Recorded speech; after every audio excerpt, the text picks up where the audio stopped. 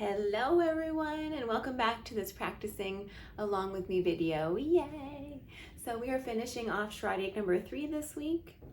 We are doing lines 13, 14, 15, and 16.